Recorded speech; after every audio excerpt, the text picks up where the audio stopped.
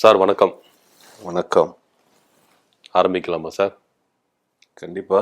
ஆனா ஒரு விஷயம், ம். நிறைய பேர் எனக்கு என்னோட ரிலேஷனும் சரி, எனக்கு தெரிஞ்சவங்களும் சரி, நிறைய பேர் ஃபோன் பண்ணி வரைக்கும் நீங்க வந்து ரொம்ப இதா அதாவது ஏடாகூடமான கேள்வி கேட்குறாரு, அவரை வந்து சரியான கேள்வி கேட்க சொல்லுங்க அப்படிங்கிறது தான் சொல்லியிருக்காங்க. புரியுதுங்களா? அதனால சரியான கேள்வி கேளுங்க. ஏன்னா ஊன்லாம் இல்லை, நீங்க தயவு செஞ்சு சத்தியம் பண்ணுங்க. சார் இதுக்கெல்லாம் எதுக்கு சார் சத்தியம்? நீங்க நான் கேள்வி கேட்கறேன், நீங்க பதில் சொல்லிட்டு போங்க டீசெண்டா. இதுக்கெல்லாம் எதுக்கு சத்தியம்? ஏங்க சத்தியம் பண்ணி கொடுங்கன்னா சத்தியம் பண்ணி கொடுக்கறதுக்கு இல்லைன்னா நான் கிளம்புறேங்க. சரிங்க சார், சத்தியம் பண்ணி கொடுத்தாதான். சரிங்க சார். நான் வந்து உங்களை நியாயமா கேள்வி கேட்கறேன், சரியான கேள்வி கேட்கறேன்னு நான் சத்தியம் பண்ணி தரேன். அதே போல நீங்க எனக்கு ஒரு சத்தியம் பண்ணி தரணும். நீங்களும் சரியா பதில் சொல்லணும், நியாயமா பதில் சொல்லணும்னு சொல்லிட்டு நீங்களும் சத்தியம் பண்ணி கொடுங்க, நான் சத்தியம் பண்ணி தரேன். நான் சத்தியம் பண்ணி கொடுக்குறேன். சத்தியம் பண்ணுங்க. சத்தியம் எங்க தலைமை மேல சத்தியம் பண்ணி கொடுக்குறேன். எங்க தலைவன் தெரியுதா சார்? எங்க தலைமை மேல சத்தியமா சொல்றேன், நான் சரியா பதில் பேசுறேன். நீங்க சரியான கேள்வி கேளுங்க சார். நீங்க சரியான கேள்வி கேளுங்க. அது இல்ல சார், எல்லாம் அப்பா அம்மா மேல சத்தியம் பண்ணுவாங்க, சாமி மேல சத்தியம் பண்ணுவாங்க, உங்க தலைவன் மேல சத்தியம் பண்றீங்க. இது எப்படி எந்த விதத்துல லாஜிக்கா நான் எடுத்துக்க முடியும்? நான் ஏதோ உயிரா சார் அவரு கூட போய் சொல்லிட்டு இருக்காரு, அது மாதிரி நீ போய் சத்தியம் பண்ணுவீங்கன்னு எனக்கு எப்படி இது பண்ண முடியும்? ஏகப்பட்ட போய் சொல்லிட்டு இருக்காரு அவரு. ஓப்பனிங்க ரொம்ப முரண்பாடா என்ன போய் பேசுறாரு, எப்ப போய் பேசுறாரு உங்களுக்கு தெரியுமா? போற கூட்டங்கள் எல்லாம் போய் தான் என்ன போய் பேசலாம், உண்மை பேசிட்டு இருக்காரா சார்? அப்ப நீங்க இப்ப நீங்க சத்தியம் பண்ணிட்டீங்க, சத்தியத்தை மீறினீங்கன்னா எதனா ஒண்ணு ஆயிடுச்சுன்னா உங்க தலைவருக்கு ஏங்க என்னங்க நினைச்சிட்டு இருக்கீங்க? என்ன ரொம்ப நான் என்ன சொல்லி இது பண்றேன்?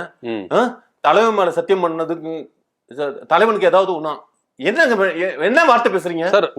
நல்லதுக்கு தான் சார் சொல்றேன். இப்போ உங்க தலைவர் பொய்யா சுத்தி நிக்கிறாரு, நீங்க உங்க தலைவர் மேல சத்தியம் பண்ணும்போது அது எப்படி உண்மையா இருக்கும்? அதுவும் பொய் சத்தியமா தானே இருக்கும். ஏங்க எங்க தலைவன் சத்தியமே ஜெகத்தே அப்படிங்கிறாங்கல்ல, அந்த மாதிரி சத்தியத்தின் வழி நடக்கிறது. ஏங்க சத்தியம் சொல்லி நிறைய பேர் வாழ்வாங்க, ஆனா சத்தியத்தோட நடக்க மாட்டாங்க. ஆமா, கோர்ட்டில் இருக்கிற எல்லா குற்றவாளியும் சத்தியம் பண்ணி தான் உள்ளார போவாங்க, சத்தியம் பண்ணி தான் வெளியில விடுதலை ஆவாங்க. ஆனா எவனாவது சத்தியத்தின் பிரகாரம் நடக்கிறானா? காந்திக்கு அப்புறம் எங்க தலைவன் தான் சத்தியாகிரகம்னு ஒண்ணு நடத்துறாரு இல்லையா? எதுக்காக? சத்தியத்தை மீறக்கூடாதுங்கிறதுக்காக. ஆனா உங்க ஆளு சத்தியத்தெல்லாம் மீறி நிற்கிறாரு. ஏங்க திருப்பி சொல்றேன், என்ன மீறினாரு? ஏங்க காலம் காத்தாலே கடுப்ப கிளப்பாதீங்க, ஏங்க டென்ஷன் பண்றீங்க? சரிங்க சார், ஓகே சார். இப்போ நீங்க சத்தியமா நீங்க தெளிவா பதில் சொல்லணும். நீங்களே ஏற விடுவீங்களா போஸ்டர்ல? நீங்களே வந்து இறங்க சொல்லி கண்டிக்கிறேன்னு சொல்லிட்டு கண்டிப்பீங்களா? இது என்ன எனக்கு ஒன்றும் புரியவே இல்லையே. ஏறுற வரைக்கும் என்ன பண்ணியிருந்தாங்க உங்க ஆளுங்க தொண்டர்? நீங்க புரியல என்னது? இல்ல ஒருத்த மேல ஏறினா இறங்குப்பா அப்படின்னு சொல்லிட்டு விஜய் கண்டிச்சார்ல, ஏறுற வரைக்கும் உங்க தொண்டர் அணி என்ன பண்ணியிருந்தது? நீங்களே ஏற விட்டுட்டு நீங்களே இறங்குப்பா கண்டிக்கிறேன், அப்புறம் விஜய் கண்டிச்சார் பாருங்க அப்படின்னு சொல்லிக்கலாம், பெருமை தானே கொஞ்சமாவது. ஏங்க அங்க இருக்கிறவங்க ஃபுல்லா எங்க ஆளுங்கள்ட்ட தெளிவா புசி ஐயாவும் செங்கோட்டையன் ஐயாவும் தெளிவா எல்லாருகிட்டையுமே இது மாதிரிலாம் செயல்படக்கூடாது அப்படின்னு சொல்லி எல்லா விதத்திலும் எல்லாருகிட்டையும் செய்தியை சொல்லியாச்சு. செய்தி கேட்டவன் எல்லாருமே அந்த செயலை செய்யல. புரியுதுங்களா? அந்த செயலை செஞ்சிருக்கான் அப்படின்னா அதை பத்தின செய்தி தெரியாதவன், அந்த தெரியாதவன் எங்க இருந்து யார் அனுப்பிச்சு விட்டா? டிஎம்கேட கை கூலிங்க அவன், டிஎம்கேட கை கூலி. அவன் வந்து மேல ஏறி நின்னு தலைவர் வந்து இறங்குடா அப்படிங்கிற, இறங்க மாட்டாம கிஸ் அடிச்சிட்டு இருக்கிறாங்க. இறங்குடா ஒரு தலைவன் சொல்றப்ப ஒரு தொண்டை டக்குன்னு கேட்பான் இல்லங்க, அவன் எங்க தொண்டன் இல்லைங்கிறது அப்பவே தெரியவனா இறங்குடா டக்குன்னு இறங்கணும்ல, இறங்காம எனக்கு கிஸ் பண்ணுங்க அப்படிங்கிறான். ஒரு எங்க உங்கால சொன்னாரு இறங்குனாதான் கிஸ் கொடுப்பேன் அப்படின்னு. ஏங்க அவன் கேட்டாங்க, எனக்கு கிசு குடுறான்னு அவன் கேக்குறாங்க. எப்படிங்க உங்க தலைவர் சொல்ல வேண்டியதானே, நான்லாம் நீலாம் கேட்டா கொடுக்க மாட்டேன்பா, திரிஷா கேட்டாதான் கொடுப்பேன் அப்படின்னு சொல்ல வேண்டியதானே உங்க தலைவரே? ஆம்பளைக்கு போய் கிசு தரேன்றாரு, இறங்கு நான் கிஸ் தரேன் அப்படின்றாரு. ஏங்க என்னங்க பேசிருக்கீங்க? இப்ப எதுக்குங்க திரிஷாவுக்கு கிசு கொடுக்கறத பத்தி எல்லாம் பேசுறீங்க?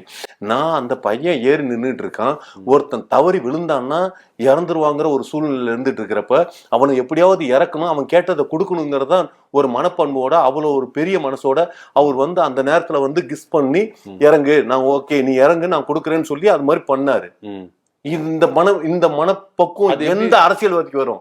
அந்த நேரத்தை அந்த சமயோஜிதமா அதை யோசிச்சு அதை நடத்தக்கூடிய பக்குவம் எவனுக்கு இங்க வரும்? ஏங்க எல்லா அரசியல்வாதி கம்யூனிட்டியும் நான் அப்படியே பேசிட்டு போயிடுவாங்க. தொண்டை என்ன பண்றான் ஏது பண்றான்னு ஒரு பார்வையில அவ்வளோ பெரிய மக்கள் இருக்கிறப்ப ஒருத்தன் ஏறி நிக்கிறப்ப தம்பி இறங்காத, நீ இறங்கதான் பேசணும், ஒரே ஒருத்தன் ஏறி நின்னப்ப இறங்கடான்னு ஒருத்தனோட உணர்வு கூட இதை பண்ணிடக்கூடாதுன்னு அந்த ஒரு ஜீவனுக்கு மதிப்பு கொடுத்து பேசுறது இந்த தலைவன் தாங்க, வேற எந்த தலைவனும் கிடையாது. இப்ப தெரிஞ்சிச்சா ஸ்கிரிப்ட்னு?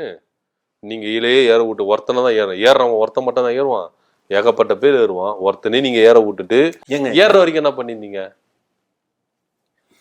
ஏங்க இவ்வளவு நேரம் என்னங்க கிளிப்புள்ளைக்கு சொல்றது மாதிரி படிச்சு ஏங்க எங்க இதுல எல்லாருக்கும் சொல்லி முடிச்சாச்சுங்க. அவன் அந்த விஷயம் தெரியாதவன் ஏறானா அவன் திமுகவோட ஆட்கள் வந்துதான் அவன் திமுகங்க, அவனை விசாரிங்க, அவன் திமுகங்க. சரி, நீங்க சொல்ற மாதிரியே ஒரு திமுக காரங்களே இருக்கட்டும், உடனே உங்க தலைவர் என்ன பண்ணிருக்கணும், நம்மளுக்குள்ள கருப்பாடு வந்திருக்கு. இந்த எந்திரன் படத்துல ரோபோ ரஜினி தலையை சுத்த விடுவார் பாருங்க, அது மாரி எல்லாரையும் நிக்க வச்சு என்ன பண்ணிருக்கணும், எதனா சுத்த விட்டுருக்கணும், அப்போ துண்டா மாட்டி இருந்திருப்பாங்க. ஆனா அது மாதிரிலாம் எதுவுமே பண்ணவே இல்லை. திமுக காரன்னு எதை வச்சு சொல்றீங்க? ஏங்க இது விஜய் ஆரம்பிச்ச கட்சிங்க, தாவேகா கட்சிங்க, ரஜினி கட்சியாங்க. அது ரஜினி கட்சி தாங்க அந்த ரோபோ இதெல்லாம் படத்தெல்லாம் வந்து அது மாதிரிலாம் கருப்பாடை பிடிக்கிறதுக்கு கண்டுபிடிப்பாங்க. இது விஜய்ங்க. விஜய் அப்படியெல்லாம் கண்டுபிடிச்சா அந்த அந்த இதை ரஜினியை காப்பி அடிச்சு பண்றான் அப்படிங்கிறது ஒரு பேர் வந்துடாது? உங்களுக்கு கொஞ்சமாவது இருக்கா இல்லையா? சரி ஓகே விடுங்க, எதுக்கு கருப்பாடை கண்டுபிடிக்கிறதுக்கு ஐடியா கொடுக்குறாரு, அடுத்த ஐடியா வச்சு கருப்பாடு கண்டுபிடிக்கணுமாங்க? பார்த்தாவே தெரியல, அப்பட்டமா தெரியல அது டிஎம்கேவோட சதின்னு. சரி, எதுக்கத்தாலும் உங்களுக்கு டிஎம்கே, நாளைக்கு பின்ன வைத்தால போனாலும் உங்களுக்கு டிஎம்கே தான் காரணம், பிரெட்டை சாப்பிட்டு வரலனாலும் திமுக தான் காரணம், எல்லாத்துக்கும் திமுக காரணம் தான் காரணம் இல்ல. நீங்க சொல்றது அத்தனை உண்மைங்க, அதையும் செய்வானுங்க டிஎம்கே காரணங்க, அதையும் செய்வானுங்க. தலைவரோட சாப்பாட்டுல உண்மையிலேயே சொல்றேன், சாப்பிடறதுக்கு முன்னால ஒரு ஆளை வேலைக்கு வச்சு அந்த ஆளை சாப்பிட விட்டதுக்கு அப்புறம் தான் தலைவன் மீதி சாப்பாடை சாப்பிடணும். இல்லாட்டினா பேதி மாத்திரை போட்டு விட்டாங்கன்னா அந்த மீட்டிங் கேன்சல்.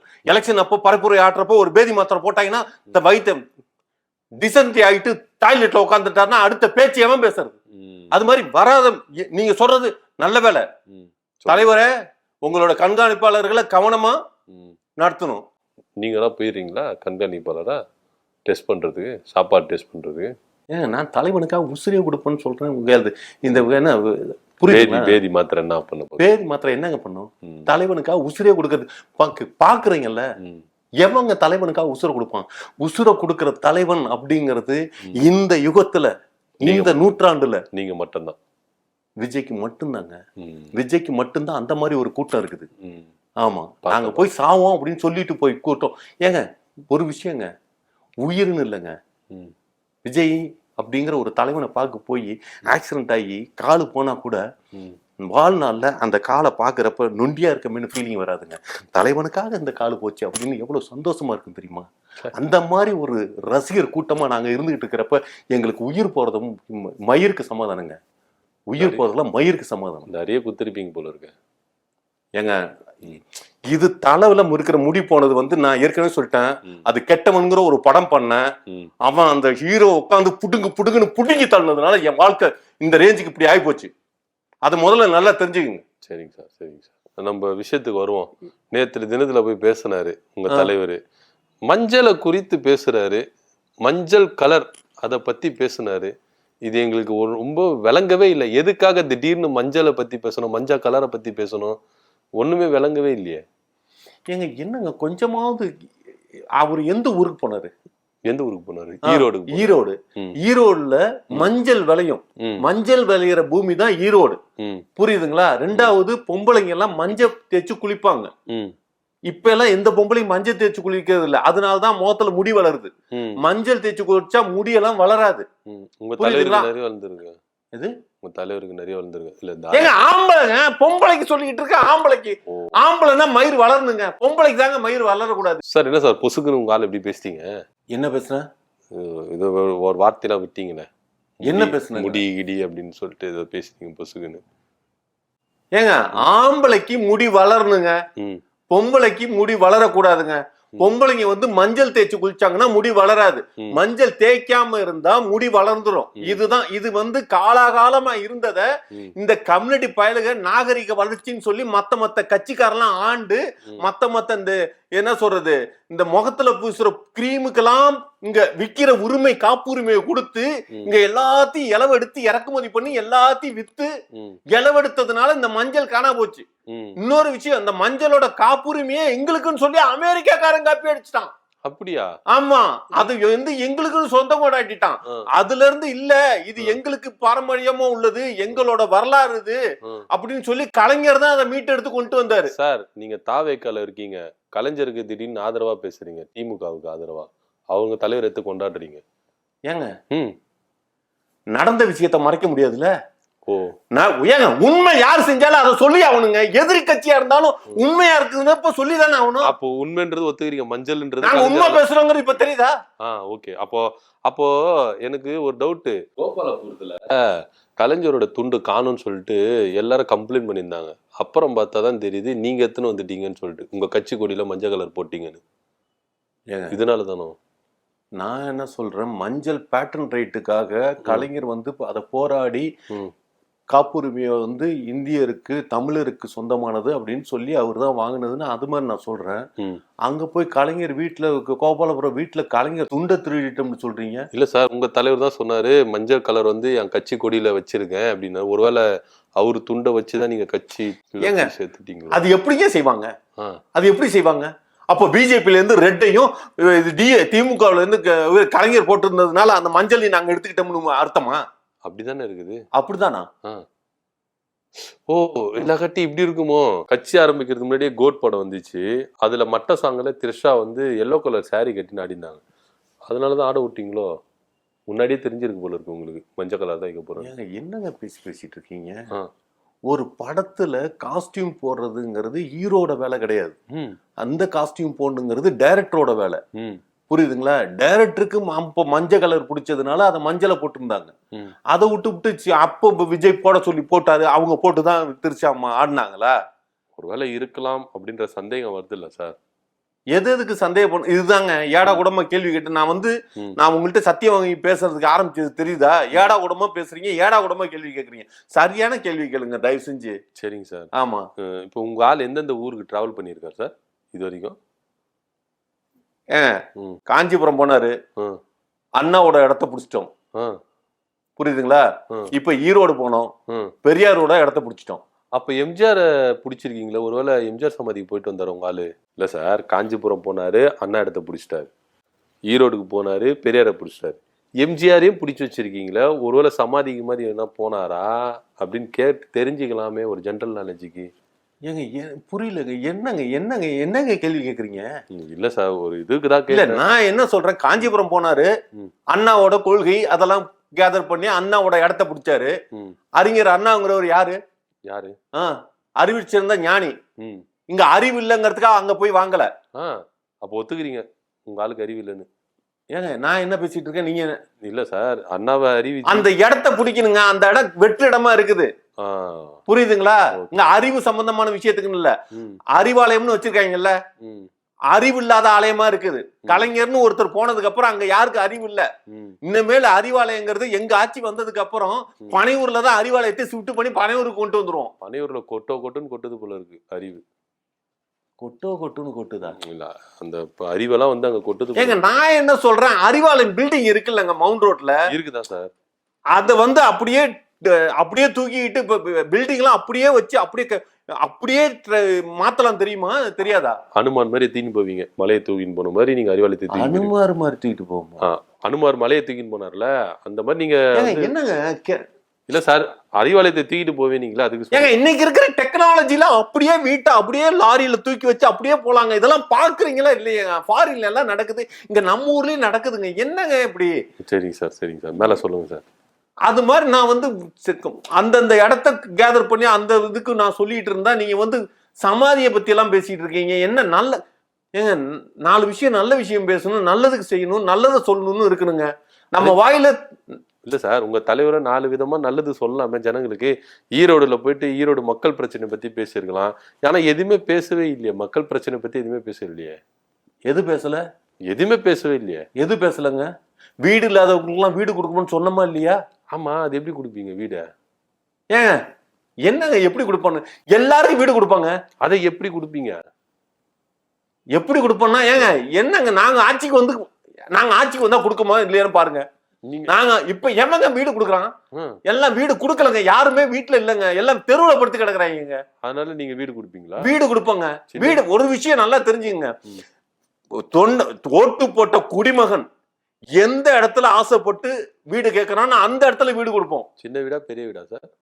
எது சின்ன வீடா பெரிய வீடா? இந்த சின்ன வீடா இல்ல பெரிய வீடான்னு சொல்லி கேட்டேன். சின்ன வீடு இல்லாம பெரிய வீடு இல்லாம ஒரு ஒரு 40 நடுத்தரமான அதாவது என்ன ஒரு சொல்ற 40 சைஸ்ல. 40 சைஸ் இல்லையா? 40க்கு 40 சைஸ் அந்த மீடியம். ஏங்க நான் என்ன 40 சார் ஏங்க நீ மீடியமான ஒரு வீடுங்க, அவன் குடிமகன் எந்த ஏரியாவில் கேட்கறான் அந்த ஏரியாவில் அங்க வீடு கொடுப்போங்க. ஒரு ஏழைங்கிறது இருக்கக்கூடாதுங்க, ஏழைன்னு இருக்கக்கூடாது, எல்லாருக்கும் வீடு இருக்கணும், எல்லாருக்கும் கார் இருக்கணுங்கிற இதுக்குதான் நாங்க அப்படி பேசுறது. சரி, ஏழையே இல்லாமனா எப்படி எல்லாரையும் பணக்கார ஆக்குவீங்க? ஐடியா சொல்லுங்க, திட்டத்தை சொல்லுங்க. ஒரு ஏழையே இருக்க கூடாதுன்றீங்கன்னா அப்போ எல்லாரும் எப்படி பணக்காரா மாத்துவீங்க? ஏங்க என்னங்க இல்ல சார், நீங்க தான் ஏழையே இருக்க கூடாதுன்னீங்கல்ல, உங்க உங்க உங்க ஆட்சியில வந்து ஏழையே இருக்க கூடாது உங்க தலைவர் சொல்றாருன்னா அப்ப எல்லாரும் எப்படி பணக்காரா மாத்துவீங்க? அதுக்கு ஒரு திட்டத்தை சொல்லுங்க. நாட்டுல எவ்வளவு பணக்காரங்க இருக்காங்க தெரியுமா? அவங்க எவ்வளவு பணக்காரங்க இருக்கானுங்க? அவங்க கட்டு பணத்தெல்லாம் புடுங்கி ஏழைங்களுக்கு கொடுக்க போறீங்களா? என்னங்க இல்ல சார், கருப்பு பணத்தெல்லாம் புடுங்கி கொடுக்க போறீங்களான்னு கேட்டேன். கருப்பு பணமும் எதுக்குங்க புடுங்கணும்? ஆ, எதுக்கு புடுங்கணும்? ஆ, ஒரு பணக்காரவன் நடுப்புற வீட வச்சுக்கிறான், சுத்தி பெருசா இடம் வச்சுக்கிறான், ஆ, அவ்வளவு இடம் காலியா இருக்குது. ஆ. புரியுதுங்களா? புரியுது. நாங்க இடம் கொடுப்போங்கிறது வேற எங்கேயும் கிடையாது. போயஸ் கார்டனு ம். எங்கெல்லாம் பணக்கார ஏரியாவா இருக்குதோ, புரியுதுங்களா? ஓஹோ, இப்ப புரிஞ்சிச்சு சார். போட் கிளப் ஏரியாலாம் உங்களுக்கு வந்து ஒரு வீடு தான் இருக்கும், ஆமா. சுத்தி பெரிய இடமா இருக்கும். ம். அந்த மாதிரி இடத்துல எல்லாம் இடத்த ஒதுக்கி உங்க தலைவர் வீடு இருக்கிற மாதிரி பனையூர்ல, இந்த நீலாங்கரையில, அதே போல பட்டினப்பாக்கத்துல இருக்கிற மாதிரி. ஏங்க ஆரம்பமே தலைவர் வீட்டு பக்கத்துல தாங்க ஒரு ஏழைக்கு வீடு கொடுக்க போறோம். ம். ஒரு ஒரு விஷயங்க, எல்லோரும் சமம் அப்படிங்கிற ஒரு புரியுதுங்களா? புரியுது. எல்லாரும் இந்நாட்டு மன்னர்கள் போய் சொல்லிட்டு வாழ்ந்துட்டு இருக்காங்க. அது எல்லாரும் இந்நாட்டு மன்னர்கள்ங்கிற ஒரு உரிமையை குடிக்கிறது விஜயை தவிர வேற எந்த கட்சியும் செய்யாதுங்க. இப்ப புரியுது சார். எப்படி எல்லாம் ஏழையை நீங்க வந்து பணக்காரா மாத்துவீங்கன்னா, ஒரு பணக்கார வீட்டு பக்கத்துல நீங்க இடத்த ஊத்தீங்கன்னா அவங்க ஆல்ரெடி பணக்கார ஆயிடுவாங்க. அதானங்க உண்மை. அப்ப மத்தபடி அவங்க வாழ்வாதாரத்தை உயர்த்துற ஐடியா எல்லாம் கிடையாது. அவங்க இருக்கிற வசிக்கிற இடத்த நீங்க மாத்திட்டாலும் அவங்க ஆட்டோமேட்டிக்கா பணக்கார ஆயிடுவாங்க. இதான் உங்க திட்டம். சூப்பர் திட்டம் சார்.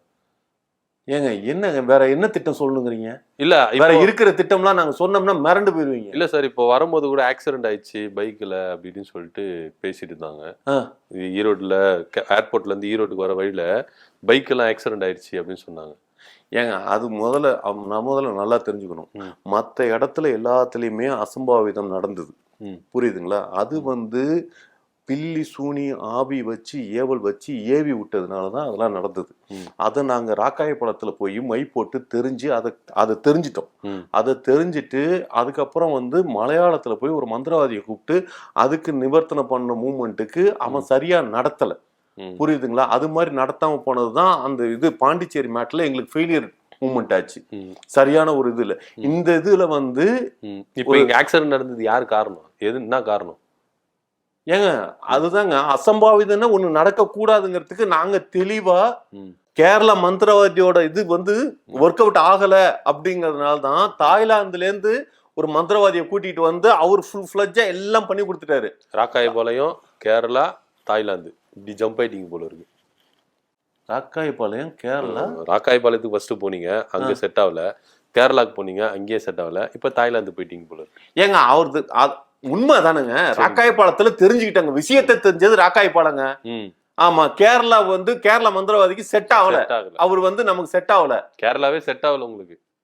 கேரளா மேட்ரு கேளு.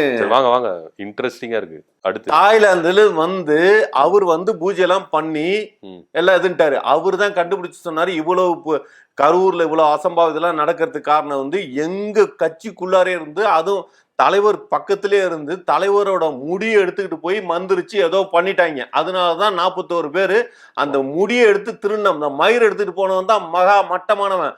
கூடவே இருந்த துரோகி எவனோ பண்ணிருக்கான். ஆதவர்ஜனா இருக்குமோ இல்ல புஷி ஆனந்தா இருக்குமோ? ஏங்க தலை சீவி இருக்காருங்க. அஜிதா? அஜிதாவா? இல்ல தலைன்னா அஜித் ஞாபகம் வந்துச்சு. ஏங்க என்னங்க பேசிட்டு இருக்கப்ப?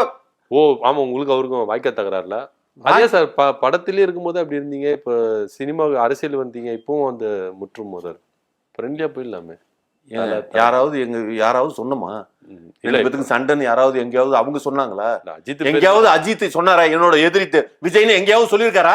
சொன்னாரு. எப்போ சொன்னாரு? ஒரு இன்டர்வியூல சொன்னாரு. என்ன புகழ்னு வரும்போது நம்ம என்ன பண்ணோம், பார்த்து நம்மளுக்குன்னு கடமைகளா இருக்கு, அரவணைக்கணும் அப்படின்னு சொன்னாரு. கரூர் சம்பவம் நடந்த பிறகு ஏங்க பொதுப்படையா பேசுறதெல்லாம் இதாயிருமா? அவங்க 2 பேரும் இணைப்பிரியா நண்பர்களுங்க. 2 பேரும் சேர்ந்து ஒரு படம் ஒன்னா நடிச்சாங்க தெரியுமா? ஆமா. அதுக்கு முன்னால இருந்தே அவங்க இணைப்பிரியாத நண்பர்கள். ஆமா. அவரு சினிமா விட்டு கொஞ்சம் விலகி ஸ்போர்ட்ஸ்ல போயிட்டாரு. இவர் அரசியல்ல வந்துட்டாரு. புரியுதுங்களா? அவரு ஒரு விதமான ஒரு டிராவல், இவர் ஒரு விதமான டிராவல். புரியுதுங்களா? ரெண்டையும் மீட் பண்ணி இது பண்ணாதீங்க. இவர் ஒரு விதமான டிராவல் தான் விஜய். ஏங்க நான் என்ன சொல்ல வந்தேன்? சாமியார் போட்ட அதை கண்டுபிடிச்சு சொன்னதே தாய்லாந்து சாமியார் தான். முடி வச்சு நடத்திட்டானுங்க. இனிமேல தலையெல்லாம் சீவுறப்ப பார்த்து சீவுங்க. ஆமா, கீழே முடியெல்லாம் உளுந்தா எடுத்து வச்சுக்கோங்க, நீங்களே எடுத்து வச்சுக்கோங்க. டோப்பா தலை தானே சார், எப்படி ஒரிஜினல் முடி வரும்? ஏங்க என்னங்க டோப்பான்னு யாருங்க சொன்னது? பச்சையா தெரியுதா சார் எல்லாருக்கும்? எங்கேயாவது கழட்டி காட்டினாரா? இது டோப்பான்னு எங்கேயாவது கழட்டி காட்டினாராங்க? இல்ல சார், இதுக்கு தான் சொன்னேன். ஏன்னா ஒரே மாதிரி ஹேர் ஸ்டைல் இருக்குது. முடி வெட்டுறாரா வெட்ட மாட்டேங்கிறாரா? ஏங்க இப்ப ஏன் தலையில முடி இல்லாத ஒரு தலையில தான் விக் வைக்க முடியும். அவர் தலை அப்படி கிடையாது. அது முதல்ல நல்லா தெரிஞ்சுக்கங்க. சரிங்க சார், உங்க தலையில ஏன் சார் முடி இல்ல? எப்படி கொட்டிச்சு? டென்ஷன் ஆனா கொட்டுங்க. அது டென்ஷனுக்கு காரணம் எல்லாம் நிறைய இருக்குங்க. ஒருத்தனை வச்சு படம் பண்ணங்க, கெட்டவன்னு ஒரு படம் பண்ண, அவன் புடிங்கிட்டான். டென்ஷன் பண்ணியே புடிங்கினாங்க வைக்கல. அதெல்லாம் வேற கதை. அந்த கதையெல்லாம் பேசாதீங்க. எனக்கு மனசு ரொம்ப கஷ்டப்படுதும். அந்த கதையை வேணாம், விட்டுருங்க. வேற இப்போ அந்த ஆக்சிடென்ட், பைக் ஆக்சிடென்ட் எப்படி நடந்துச்சுன்னு சொல்ல வந்தீங்க? பைக் ஆக்சிடென்ட் இந்த விஜய் இந்த பைக் ஆக்சிடென்ட் நல்லா தெரிஞ்சுக்கங்க. இது பில்லி சூனியெல்லாம் இல்ல. எல்லாத்தையும் நாங்க தாய்லாந்து இதை வச்சு சாமியாரை வச்சு எல்லாத்தையும் அது நடக்கல. இது முழுக்க இவங்களோட ரோடு போட்டது சரியில்லை. ரோடு பள்ளமா இருந்து மேடு குண்டும் குழியுமா ரோடு இருந்ததுனால அதுல டிராவல் பண்ண முடியாம இடிச்சுக்கிட்டு ஒன்னோட ஒண்ணு இடிச்சுக்கிட்டு விழுந்துட்டாங்க. ரோடு சரியில்லைங்க. எங்க ஆட்சி வந்தா ரோடு எப்படி தெரியுமா இருக்கும்? எப்படி இருக்கும்? ஏங்க ரோடு போனா அறிவு கட்டவனுங்க. டைல்ஸ்ல ரோடு போட்டோம்னு வச்சுக்கோங்க, 8 வழி சாலைகள்ல டைல்ஸ்ல ரோடு போட்டோம்னா அப்படியே வண்டி ஏறி அப்படி சருன்னு போச்சுன்னு வச்சுங்களேன், 5 மணி நேரத்துல போற வண்டி கிட்டத்தட்ட அரை மணி நேரத்துல போயிடும். ஏன்னா வழுக்கிட்டு போறப்ப அப்படி ஸ்பீடா சருன்னு போயிடும். அது தெரியுமா? அப்போ சூப்பர்மேன் மாதிரி சர்க்குன்னு வலிக்கிட்டு போயிடலாம். சூப்பர்மேன் மாதிரி இல்ல, நீங்க தானே சொன்னீங்க அப்படியே சர்க்குன்னு போயிடலாம் அப்படின்னு மாதிரி. அது மாதிரி சூப்பர்மேன் மாதிரி சர்க்குன்னு போயிடலாம்ல. ஏங்க வரப்போற ஆட்சி வந்ததுக்கு அப்புறம் பாருங்க, இவங்க எல்லாம் தார் ரோடு போட்டு மழை பெஞ்சு குண்டும் குழியுமா ஆக்குறாங்க. ஆமா, ஏங்க எல்லாம் பணக்கார வீட்டுல தாங்க டைல்ஸ் போட்டு வாழ்றாங்க. எங்கேயாவது ஏழை வீட்டுல டைல்ஸ் இருக்கா? ஒய்யால நாங்க ரோடுலயே டைல்ஸ் போடுவோங்கிறது சொல்றேன். எங்களோட ஆட்சி வந்ததுன்னா அப்படியே பல இருக்குங்கிற அதை புரிஞ்சுக்கிறதுக்கு இல்லாம இது சூப்பர்மேனு ஸ்பைடர்மேனு பேசிட்டு இருக்கு. ஸோ அப்போ விஜயன் ஆட்சி வந்தாருன்னா இது மட்டும் யாரும் நடக்க தேவையில்ல, ஓட தேவையில்ல, யாரும் வண்டி வரலாம், சர்க்குன்னு போயிட்டு சர்க்குன்னு வந்துடலாம், டைல்ஸ் போட்டு விட்டுருவீங்க. சரி, இந்த திட்டம் ஓகே. இன்னும் வேற என்னென்ன திட்டம் வச்சிருக்கீங்க தமிழ்நாடு டெவலப் பண்றதுக்கு? ஏங்க நிறைய திட்டங்கள்லாம் இருக்குதுங்க. எல்லாரும் அதாவது ஆட்சியில இருக்கிறவனுங்க மேல எவ்வளவு கோபம் வருது தெரியுமா? அதாவது இலவச அரிசி, இலவச இது அப்படி இப்படின்னு ரேஷன் எல்லாம் வச்சு கொடுக்குறீங்க. நீங்க எல்லாம் பெரியவங்களுக்கே கொடுக்குறீங்க. என்ன முதியோர்னு ஒரு பென்ஷன் வேற நடத்துறீங்க. புரியுதுங்களா? அப்புறமேலு பெண்களுக்கு அப்படின்னு சொல்லி ஒரு 1000 ரூபாய் நடத்துறீங்க. ஏகப்பட்ட இலவசங்கிறது எல்லாமே கொடுக்குறீங்களா ஒழிச்சு, அந்த ஒவ்வொரு வீட்லயும் ஒரு குழந்தை இருக்குது. அந்த குழந்தைய பத்தி எந்த கம்யூனிட்டி வேலையாவது யோசிச்சானா? புரியுதுங்களா? குழந்தையோட எதிர்பார்ப்பு என்னவா இருக்குன்னு தெரியுமா? சொப்பு சாமா, விளையாட்டு சாமா, இந்த மாதிரி தான் குழந்தைங்க எதிர்பார்க்கும். ஒருவேளை உங்க தலைவர் ஆட்சி வந்தா வீட்டுக்கு குழந்தைகள் இருக்கிறவங்களுக்குலாம் சொப்பு சாமா செட்டு தருவாரோ? ஏங்க புரியுதா? புரியுது. ஒரு ஏக்கம் இருக்குங்க, தெரியுதா? தெரியுது. அது மட்டும் கொடுக்க கூடாதுங்க, கேம்ஸ் கொடுக்கணும். கிண்டர் ஜாய் வெறும் பணக்கார வீட்டுல மட்டும் அந்த குழந்தைங்க மட்டும் தான் கிண்டர் ஜாய் வாங்கி சாப்பிடும். ஒரு ஏழை குழந்தை அதை வாங்கி சாப்பிட முடியுமா? விளம்பரத்துல பார்த்து மட்டும் ஏங்க மட்டுமே முடியற மாதிரி இருக்கு. அதோட ரேட் என்ன தெரியுமா? 50 ரூபாய்க்கு விற்கிறான். அது மாதிரிலாம் நாங்க ஆட்சிக்கு வந்தோம்னா, சீரியஸா சொல்றேன், விஜய் அண்ணா வந்து குழந்தைங்களை வந்து கண்டிப்பா கைவிட மாட்டாங்க. தலைவர் வந்து குழந்தைங்களுக்காக அவ்வளவு திட்டங்கள். முதல்ல கிண்டர் ஜாய், எல்லா குழந்தைங்களுக்கும் கிண்டர் ஜாய் இலவசமா, இலவசம் சொல்ற அன்பளிப்பா கொடுத்து அந்த குழந்தைக்கு வந்து சளி பிடிச்சி ஜுரம் பிடிச்சி நோயிலே இருக்கணும். அப்ப பணக்கார வீட்டுலாம் சளி பிடிச்சி குழந்தை பிடிச்சி ஏங்க அதையே சீல் போட்டு தானங்க கிண்டர் ஜாய் விக்கிறான். புரியுதுங்களா? நான் வந்து பொருளத்தோட தரங்கிறது, பொருள் தரமா இருக்கிறதுனால தான் அது வந்து விக்கிற மார்க்கெட்டுக்கு வந்திருக்கு. ஆனா அது மார்க்கெட்டுக்கு வந்தாலும் எல்லாருக்கும் கடைநிலை வரைக்கும் அது சேரல. புரியுதுங்களா? ஒரு ஏழை குடும்ப வீட்டுல கிண்டர் ஜாய் வாங்கி சாப்பிடறானா இல்ல. அது மாதிரி முதல்ல புரிஞ்சுக்குங்க. நிறைய அதாவது லேஸ், குர்குரே இதெல்லாம் குழந்தைங்களுக்கு கொடுக்கணுங்க. இவனுங்க வந்து ஒரு குழந்தைங்களை பத்தியே யோசிக்கிறது கிடையாது. அது கூடி சீத்துல அந்த ஜெனரேஷனே அழிச்சிடணும் விஜய்.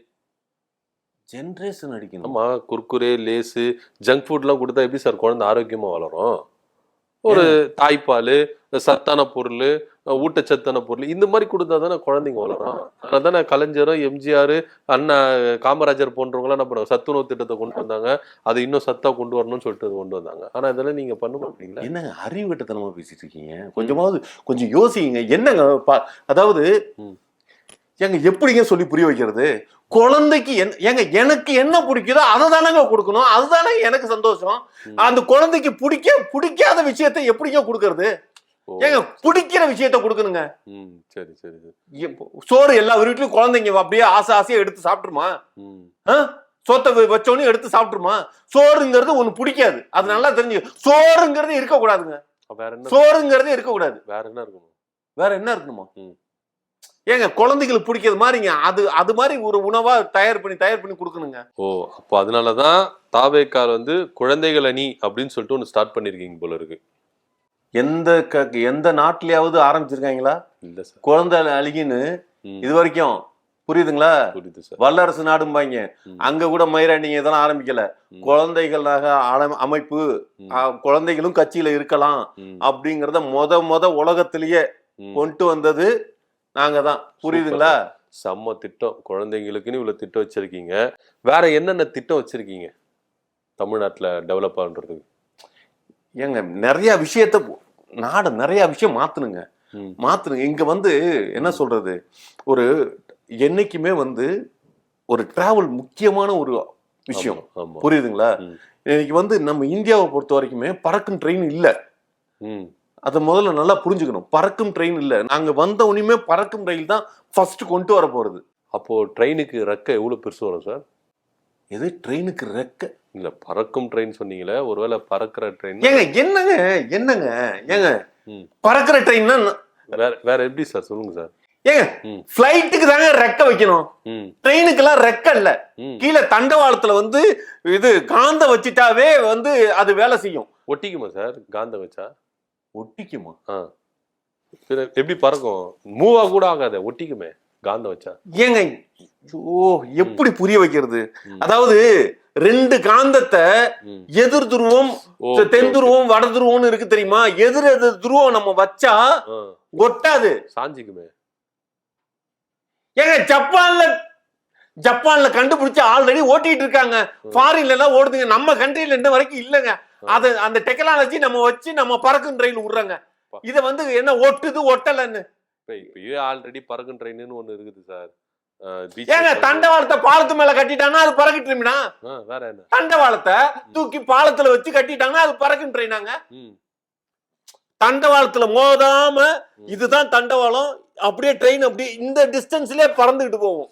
சார் இப்ப நல்லா தெரிஞ்சிச்சு சார். அறிவாலயத்துல அறிவு இல்ல, அது எல்லாத்தையும் வந்து பனையூர்ல நாங்க வச்சிட்டோம் அப்படின்னு சொன்னீங்கல்ல. உங்களோட திட்டங்கள்லாம் கேட்கும் போது எந்த அளவுக்கு அறிவாளியான ஒரு முதலமைச்சர் எங்களுக்கு கிடைக்க போறாரு அப்படின்றது ரொம்ப பெருமிதமா இருக்குது எங்களுக்கு. ஏங்க அறிவாளிகள் எல்லா இடத்துலயும் இருக்காங்க, ஆனா அவங்களை யூஸ் பண்ண மாட்டேங்கிறானுங்க. இவங்க வந்து இவனுங்களுக்கு ஜால்ரா போடுறவனுங்களே பக்கத்துல வச்சுக்கிட்டு வேலை பார்த்துட்டு இருக்காங்க. உங்களை மாதிரி.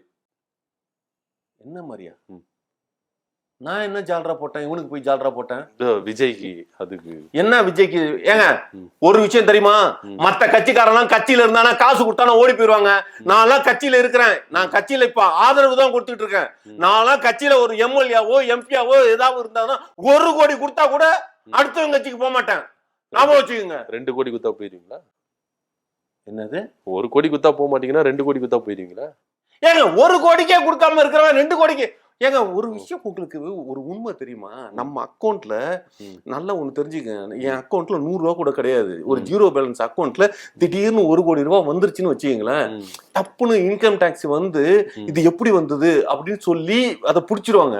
இந்த நாலேஜ் கூட வேணாம எப்படிங்க 1 கோடியே வேணாங்கிறேன்னா எப்படி 1 கோடியே கம்மியான அமௌண்ட் அதுவே நான் வேணாங்கிறேன்னா 2 கோடி ரூபாய் கொடுத்தா எப்படிங்க வாங்குவேன்? கொஞ்சமாவது லிக்விட் கேஷ் தான் வாங்கிக்கலாம். அக்கௌண்ட்ல கிரெடிட் ஆனாதானே உங்களுக்கு பிரச்சனை. மூட்டையில கொடுத்தாங்கன்னா ஏங்க என்னங்க நான் நேர்மையா இருக்கிறவங்க இதை பத்தி பேசிட்டு இருக்கேன். ஏங்க எதுவுமே வாங்க கூடாதுங்க. காசு வாங்க கூடாதுங்க. காசு வாங்கினாவே தடுத்துறங்க. பணம் வந்து நிம்மதியை ஏற்படுத்தாதுங்க. பணக்காரலாம் நிம்மதியா தூங்குறானா உங்களுக்கு தெரியுமா? தெரியல சார். தெரியுமா? தெரியல சார். ஆனா விஜய் மட்டும் நல்லா தூங்குறாரு போல இருக்கு. அவரும் பணக்காரர் தானே. குடுக்குங்கிற மனநிலை இருந்தா தாங்க தூக்கம் வரும். சரிங்க. எல்லாருக்கும் நம்மள்ட்ட இருக்கிறது எல்லாத்தையும் பகிர்ந்து எல்லாருக்கும் குடுக்கணுங்கிற மனநிலை இருந்தா தூக்கம் வரும். புரியுதுங்களா? அவர் நல்லா குடுக்குறாரு போல இருக்கு எல்லாருக்கும். நல்லா குடுக்குறாரு போல இருக்கா? சொன்னேன். நீங்க சொன்னீங்களா குடுக்குற எண்ணம் இருந்தாலே நல்லா தூக்கம் வரும்னு. அவர் நல்லா குடுக்குறாரு போல இருக்கு எல்லாருக்கும். இல்லைங்க புரியுதுங்களா? நான் ஆரம்பத்திலே சத்தியத்தை மீறிட்டு இருக்கீங்க. சத்தியத்தை மீறி பேசிட்டு இருக்கீங்க. நானா நீங்களா சார்? சரி அதெல்லாம் விட்டுறலாம் சார். எதுக்கு சார் திருப்பி நம்ம அந்த வாக்குவாதத்துக்கு போயிட்டு. இன்னொன்னு நேத்து வந்தாரு உங்க தலைவர். கீழே இருந்து மேல அந்த வேன் மேல இருந்து கையை தூக்கினே வந்தாரு. அக்குல எதனா கட்டிக்கிட்டு எதனா வந்து இருந்ததா? இல்ல எங்கேயுமே அது தூக்கின்னு வரல. நேத்து மட்டும் தூக்கினே வந்தாரு கைய. அக்குல எதனா கட்டிக்கிட்டு வந்துட்டா? நல்லா இருக்காரா? ஏங்க அது வந்து ஒரு விஷயங்க. ஒரு அட்டென்ஷன் கிரியேட் பண்றதுன்னு ஒண்ணு இருக்குது. புரியுதுங்களா? இந்த கையை இப்படி பிடிச்சு தூக்குறதுங்கிறது நம்ம அப்படிங்கிற இது வந்து உடனே சீமான் தான் இப்படி தூக்கி நாம் தமிழருக்கு இப்படி காட்டினாரு அப்படின்லாம் நீங்க இது பண்ணாதீங்க. இல்ல அப்படிதான் கேட்க வந்தேன். புரியுதுங்களா? அவர்கிட்ட இருந்து நாங்க காப்பி அடிக்கல. எங்கால அதுக்கு முன்னாலே படத்துல காட்டிட்டாரு இப்படி. புரியுதுங்களா? எங்காலு படத்துல காட்டினதுதான் இன்னைக்கு வந்து மத்தவங்க எல்லாம் சொல்லிட்டு இருக்காங்க. எங்கால ஆரம்பிச்ச ஒரு விஷயத்தான் இன்னைக்கு வரைக்கும் எங்கால்ட்ட இருந்து தான் எல்லாத்தையும் சுட்டுருக்கான ஒழிஞ்சு எவனும் அடுத்த வந்த எங்கால் சுட்டது கிடையாது. சுட்டதே கிடையாது. திருடுந்தே கிடையாது. என்னது கொள்கையை திருடுறாரு, கொள்கை தலைவர்களை திருடுறாரு. இப்ப போதாததுக்கு பட்டத்தை வரை திருடி இருக்கிறாரு. புரட்சி தளபதியா எங்க சார் அடுக்கும்? ஏங்க புரட்சி ஆல்ரெடி ஒருத்தர் இருக்கிறார் சார் சினிமாவில புரட்சி தளபதினு. ஏங்க உங்களுக்கு எப்படிதான் சொல்லி புரிய வைக்கிறதுன்னு தெரியல. உங்களுக்கு நாங்க எப்படி சொல்லி புரிய வைக்கிறதுனே தெரியல சார். ஏங்க விஷால் வந்து விஷால் புரட்சி தளபதிங்கிறதெல்லாம் முதல் தெரிஞ்சுக்கங்க. விஷால் வந்து அவரு தான் சார் புரட்சி தளபதிய. புரட்சி தளபதி விஷால் அப்படின்னு வருமே சார் பட டைட்டில் எல்லாம். அவரு பட்டத்தை திருடி வந்து செங்கோட்டையன் இவரோ கண்டுபிடிச்ச மாதிரி செங்கோட்டையன் கொடுத்துருக்கிறாரு. அவரும் பெருசா வாங்கிக்கிறாரு பட்டத்தை. ஏங்க அது வந்து விஷால்ட்ட அவங்க பேசிட்டாங்க. விஷால் கோச்சுக்க மாட்டாருங்க. விஷால் எல்லாம் எதுவும் இதெல்லாம் முரண்டவாதெல்லாம் பண்ணிக்க மாட்டாரு. அவரே வந்து என்ன சொல்றது நடிகர் சங்கம் கட்டணும் அப்படிங்கறதுல அவர் நடிகர் சங்கம் கட்டினாதான் கல்யாணம் பண்ணுவாங்கிற இதுல இருக்கிறதுனால அந்த நடிகர் சங்கத்தை கட்டி முடிக்கிறதுக்கு எங்க ஆட்சி தான் ஹெல்ப் பண்ணுங்கிறதுனால அதுல வந்து செங்கோட்டையன் எல்லாம் பேசிட்டாங்க இது பண்ணது. அதெல்லாம் யாரும் இதெல்லாம் ஆப்போசிஷன் எல்லாம் பண்ண மாட்டாங்க. புரிஞ்சுக்கங்க. விட்டு குத்துட்டாரு அப்போ பட்டத்தை எத்துக்கா விஜய் அண்ணா அப்படின்னு. அதானங்க அதெல்லாம் செங்கோட்டையன் அந்த டீல் எல்லாம் பண்ணிட்டாருங்க. நீங்க இது பண்றீங்க சார். இப்பவே நீங்க இவ்வளவு திருறீங்க. ஆட்சிக்கு வந்தா என்னென்ன மறுபடியும் சார் ஒரு உதாரணத்துக்கு சொல்லுங்க சார். கொள்கையில திருட்டீங்க, கொள்கை தலைவர் திருட்டீங்க. என்னங்க திருடுங்க எடுத்தோன்னு சொல்லுங்க. திருடன்னு சொல்லாதீங்க. திருடனா என்ன திருடனா என்ன எங்க போய் எதை திருடணும்? எவன் வீட்டு சொத்தை திருடணும் சொன்னீங்களே. அடுத்த வீட்டு சொத்து திருடி இருக்கீங்களே. எம்ஜிஆர் அண்ணா இவங்களாம் தமிழ்நாடு சொத்து. நான் யூஸ் பண்றேன். யாருமே என்ன கேட்க கூடாது, கோச்சிக்க கூடாது சார் ப்ளீஸ் பாஸே அப்படின்னு சொல்றீங்க. ஆல்ரெடி அண்ணா திமுகன்ற ஒரு கட்சி. செத்து போனவன் சொத்தெல்லாம் சும்மா தானங்க இருக்கும். அது மக்கள் தானங்க யூஸ் பண்ணணும். உங்களுக்கு அவங்கள உயிரோட இருக்கிறவனோட சொத்தை நாங்க எடுத்துக்கிறோம்னு ஏதாவது சொன்னாராங்க? செத்து போனவன் சொத்துங்கிறதுல ஏன்னா அனாமத்தா கிடக்குங்க. அதெல்லாம் மக்களுக்கு கொண்டு போய் கொடுக்கணுங்கிற ஒரு எண்ணம் இருக்கிறதுனால அதெல்லாம் நாங்க யூஸ் பண்ணுவோம்னு சொன்னோங்க. என்னங்க நீங்க ஆர்எஸ்எஸ் கொள்கை தலைவர் எடுத்துக்கலாமே எடுத்துக்கல? ஆர்எஸ்எஸ் கொள்கை தலைவர்கள் எடுத்துக்கலாம், ஏன் ஜெயலலிதாவை எடுத்துக்கலாம், ஏன் கலைஞர் எடுத்துக்கலாம். இவங்களெல்லாம் எடுத்துக்காம இவங்க 2 பேர் மட்டும் எதுக்கு எடுத்துக்கிறீங்க? ஏங்க இவங்களுக்கு எல்லாம் வாரிசு இருக்குன்னு சொல்லி ஒரு சண்டை வருங்க. என்னைக்கு வாரிசு இருக்கிற சொத்துலயோ இதுலயும் பேர்லயோ இதுலயாவது பங்கு கேட்டோம்னா வந்துருவாங்க. கோர்ட்டு கீட்டு கேஸ்னு போட்டு அலக்கடிப்பாங்க. உங்களுக்கு புரிஞ்சு பேசுறீங்க, கொஞ்சம் யோசிங்க. சரி சரி யோசிங்க. அடுத்த இதுல நல்லா ஒண்ணு தெரிஞ்சுக்கங்க, அனாமத்தா கிடக்கிறதுலதான் நம்ம கைய வைக்கணும். புரியுதுங்களா? அடுத்தவங்க உரிமை கொண்டாடுவாங்கிற ஒரு இடத்துல கைய வச்சோம்னா அது பிரச்சனைக்குள்ளார போய் முடியும். பிரச்சனை வச்சுக்க கூடாதுங்க. என்னைக்குமே பிரச்சனையோட வாழ்க்கையில இருக்க கூடாதுங்க. நமக்கு நாம பிரச்சனை இல்லாம இருந்தாதான் மக்களையும் நாம பிரச்சனைக்குள்ளார வைக்காம இருக்க. இவங்க எல்லாம் பிஜேபி எல்லாம் புரியுதுங்களா? ஆர்எஸ்எஸ் இவங்க எல்லாம் ஒரு போர் சூழல் கிரியேட் பண்ற அளவுக்கே நடத்துவாங்க. அது மாதிரி நடத்தக்கூடாது. புரியுதுங்களா? ஆர்எஸ்எஸ் ஓட சில விஷயங்களை நம்ம ஏத்துக்கிறீங்க. அப்போ ஆர்எஸ்எஸ் கொள்கையை ஏத்துக்கிறீங்க. ஏங்க ஆர்எஸ்எஸ் கொள்கை எதிரிங்க. அத நான் ஏங்க நான் கட்சியில இருக்கிற விஷயத்த தனியா வச்சுக்கேன். நான் சில விஷயங்களை நான் என்னோட பர்சனலுக்காக பேசுறேங்க. ஆர்எஸ்எஸ் ஓட சில விஷயங்களை நான் ஏத்துப்பேன்னு என்னோட பர்சனல் விஷயத்துக்கு சொல்லிட்டு இருக்கேன். புரியுதுங்களா? மூத்திரம் குடிக்கிறதுங்க அவ்வளவு நன்மை பயக்கும். மாட்டு மூத்திரம் குடிக்கிறது அவ்வளவு உடலுக்கு நன்மை. இது எவனுக்காவது சொல்லி புரிய வச்சா உட்காந்து ஏத்துக்கிறானா? எந்த கம்யூனிட்டி பேருக்கும் புரியாது. அது இந்துத்துவத்துல இருக்கிற எங்களுக்கு மட்டும்தான் புரியும். நீங்க டின்னு குச்சிருப்பீங்க போல இருக்கு. என்ன உடல் ஆரோக்கியமா இருக்கீங்களா? டின்னு குச்சிருப்பீங்க போல இருக்குன்னு. மாட்டு மூத்திரம் இது கிண்டல் பண்றது மாதிரி எல்லாம் பேசாதீங்க. உண்மையே சொல்றேன். ஏங்க நீங்க காலையில புரியுதுங்களா? காலையிலன்னா சூரியன் உதயத்துக்கு முன்னால எந்திரிச்சு நீங்க அப்படியே சுட சுட மாட்டோட இதுல இருந்து அப்படியே கழிவு வரும்போது கழிவு வரப்ப மூத்திரன்றது ஒரு கழிவு தானே சார்? ஏங்க அப்படி பார்க்க கூடாதுங்க. அப்படி பார்க்க கூடாதுங்க. அது ஆசீர்வதிக்கப்பட்ட தீர்த்தம்னு பார்க்குங்க. தீர்த்தமா நினைச்சு அப்படி கையில ஏந்தி அப்படியே ஒரு 3 மடக்கு குடிச்சு பாருங்க. டெய்லி காலையில சூரிய உதயத்துக்கு முன்னால அது வர்றப்ப எடுத்து குடிச்சு பாருங்க. உடல் எப்படி இருக்குன்னு பாருங்க. சிந்தனைகள்லாம் எப்படி இருக்குன்னு பாருங்க. உடல் எல்லாம் கெட்டு போய் நாசமா ஆகும். சிந்தனை எல்லாம் டார்மாரா யோசிக்கும் உங்களை மாதிரி. புரியுதுங்களா? எவ்வளவு அறியாண்மையில இருக்கீங்கன்னு. இந்த உலகம் நாட்டு மக்களும் இந்துத்துவத்தை பின்பற்றாம வேற வேற மதத்தோட இதை பின்பற்றதுனாலதான் நீங்களாம் அறியாமையில வாழ்ந்து. அப்போ உங்க திட்டத்துல இந்த திட்டமும் இருக்கு. டெய்லி வீட்டுக்கு 1 லிட்டரு மாட்டு மூத்திரத்தை தருவார் உங்க தலைவர் ஆட்சிக்கு வந்தா. ஏங்க மாடு கொடுப்போம் தாங்க சொல்லியிருக்கோம். ஒவ்வொரு வீட்டுக்கும் மாடு கொடுப்போம்னு சொன்னமா இல்லையா? போன திருப்பி உங்களுக்கு மறந்துட்டீங்களா? ஒவ்வொரு வீட்டுக்கும் நான் மாடு கொடுப்போம் அப்படின்னு சொல்லியிருக்கேன்ல. ஓ, அப்ப எல்லாம் மூத்திரம் குடிக்கிறதுக்கு தான், பால் கறக்கிறதுக்கு இல்ல. சரி, அப்பார்ட்மெண்ட்ல இருக்கிறவங்களுக்கு எல்லாம் எப்படி கொடுப்பீங்க மாடு? ஏங்க எல்லா வீட்டுக்கும் மாடு கொடுக்குறோம்னு சொல்லிட்டோங்க. அப்ப அப்பார்ட்மெண்ட்ல இருக்கிறவனுக்கு அப்பார்ட்மெண்ட்ல இருக்கிறவனுக்கு நாய் வளர்க்குறானு கம்யூனிட்டிங்க. நாய் வளர்க்குறானுங்கள, நாய் வளர்க்குறவனால மாடு வளர்க்க முடியாதா? நாய் பீ எடுக்கிறவன் மாட்டு சாணத்தை எடுக்க கூடாதாங்க? ஒவ்வொரு அந்த சாணங்கிறது இருக்குல்ல, சாணங்கிறது இது கிருமி நாசினி. புரியுதுங்களா? ஒரு கிருமி உள்ளார வந்துடாது. அதை தெளிச்சு வச்சோம்னா ஏங்க பூச்சி பொட்டெல்லாம் வராதுங்க. அவ்வளவு நன்மையான விஷயங்கள் மாட்டுக்கு பின்னால அவ்வளவு விஷயம் இருக்குதுங்க. Correct sir. ஆமா, தமிழ்நாட்டுல இருக்கிற எல்லா மாடுகளையும் ஒரு இடத்துல கூட்டி அந்த மாட்டு சாணத்தை எடுத்துன்னு தமிழ்நாட்டு மேல பூசி தெளிச்சு விடணும். அப்பதான் இந்த டிவிகே, பிஜேபி, ஏடிஎம்கே போன்ற கிருமி நாசினி எல்லாம் தமிழ்நாட்டுக்குள்ள இருக்காது. இந்த கட்சியெல்லாம் இருக்கக்கூடாதுன்னு சொன்னீங்களே, டிஎம்கே இருக்கக்கூடாதுன்னு சொன்னீங்களா? தெரியுதா? நீங்க தீய சக்திங்க. ஏன் சார் தீய சக்தி? தீய சக்தி நீங்க. அப்ப நீங்க தூய சக்தி வேணாங்க. வேணாம். இல்ல சார், உங்கால் தான் சார் சொன்னாரு. நீ தீய சக்தி. தீய சக்தி வேற மாதிரி ஆயிடும். வேணாம். தீய சக்தி ஓடிப்போ. உள்ளுக்குள்ள இருக்கும் கெட்ட ஆவியே ஓடிப்போ. இவருக்குள்ள இருக்கும் கெட்ட ஆவியே ஓடிப்போ. ஓம் நமோ நாராயண நம. ஓம் நமோ சிவாய நம. ஓம் ஹீம் ஹரீம். ஓம் சுவா சுவா சுவா. ஓ ரம ரம ரம ரம ரம. இது போல நீங்க விஜய் வீட்டுக்கு முன்னாடி போயிட்டு விஜய் கத்திருக்கீங்களா? இப்ப தெரியுது சார் ஏன் உங்களை தற்கூரி சொல்றாங்கன்ட்டு. நீங்க இவ்வளவு தூரம் நான் பேசியும் அதை கண்டினியூ பண்றீங்கன்னா நீங்க வேற மதத்தோட வேணாம். அப்பாலே போசாத்தானே. ஜோசப் விஜய் சொல்றீங்க. ஜோசப் இல்ல சார், தாவேகா தலைவர் ஜோசப் விஜய் சொல்றீங்களா? ஏங்க நான் என்னங்க புரியுதுங்களா? நான் பேசுறது ஏதாவது புரியுதா?